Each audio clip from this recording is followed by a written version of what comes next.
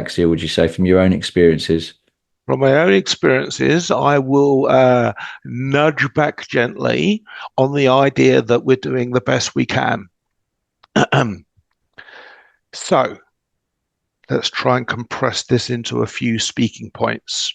You've heard of growth mindset, Yeah, yes? yeah, So teachers in schools, I was telling them about this 17 years ago, but about 8 to 10 years ago, people started talking about, and teachers and support staff were told to tell children, oh, yeah, the more you think, the better you can be, you can become smart.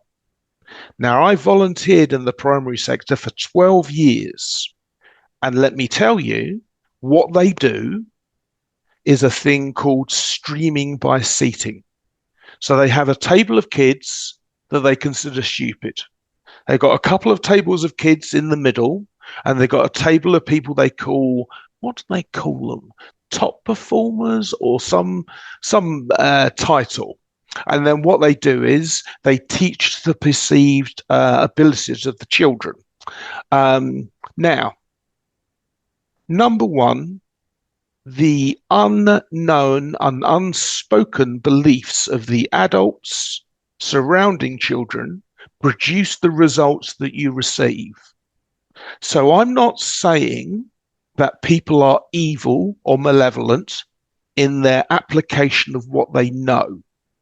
What I am saying, however, is that what they know lacks such perspective as to be laughable. So, growth mindset, you can get better. The whole of education and society and life and everything at every level is fixed mindset. You get this grade, you get that grade. It's all about measuring against other. It's nothing about challenging yourself and beating yourself and becoming a better, stronger person in the things that drive you. It's all about measuring. Now, with regard to dyslexia, so have you heard the phrase learned helplessness? yeah.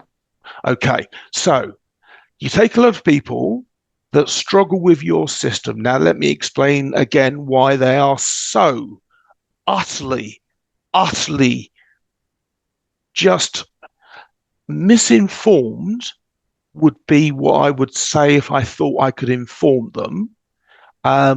Unable to conceive of is what I think is the truth.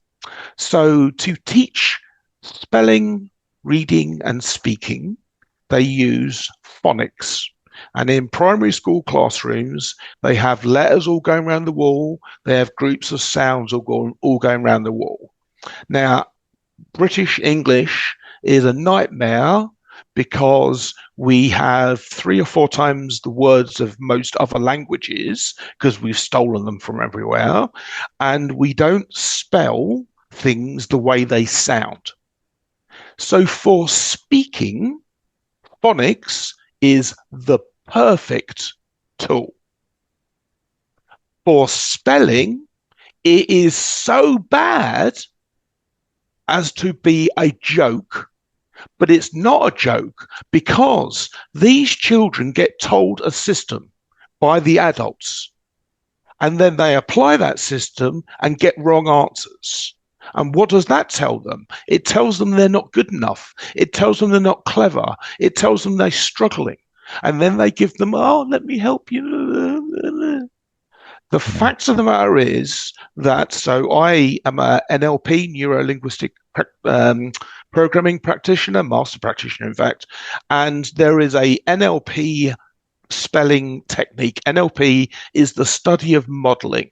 So NLP people studied good spellers, and they found that good spellers always see the word in their mind. Now, I was trying to find out why dyslexic secondary school kids had great, amusing, funny, great characters, but when they had to write down and read out what they'd done at the weekend, it went from to I went to the park. And this isn't a specialist secondary educational needs school. And I went, shit, you've got dyslexia. And it was in the process of finding out how to teach them that I read in this other woman's books 5 accounts of a thing I'd written in my own book 5 years earlier. And I went, oh, I failed English. And I went, oh, I couldn't spell for toffee. And I went, oh, I hated education. And then I went, oh, I'm dyslexic. So then the first thing I do when I'm given any new knowledge is run, number one, a series of several thousand thought experiments, but I also then experiment on the technique. And the technique is absolutely sound. You just have to train your neurology to do it. So I unfortunately only picked this up at the end of my volunteering experience. So I've only coached 18 children with dyslexia. And once you get over meeting someone, so you have to meet and show an interest and find out about the child before you get into anything. Once rapport is established, I can train a child to spell a word, any word, in 90 minutes. And the technique is so powerful. So basically what you do, you start with simple words like dog, and you go to them, picture a dog in your mind. They go, yeah, okay. Then I go, okay, now open your eyes and tell me where your dog is. Now, NLP understands that looking up, one way is recall, one way is construct. But it's not the same way for every child. That's where you always calibrate, but you find out where it is in space. And then you take the word dog on a yellow Post-it note written in capitals, and you find out where in space your piece of paper and their image exist. And then you go, take a little picture. And I go, you got to make the noise. You take away the paper, and you say, spell it. And they spell dog, but dog's easy. So you do a couple of easy ones. Then you go, okay, I'm looking at a book at the moment called Extraordinary Women in History. So extraordinary for a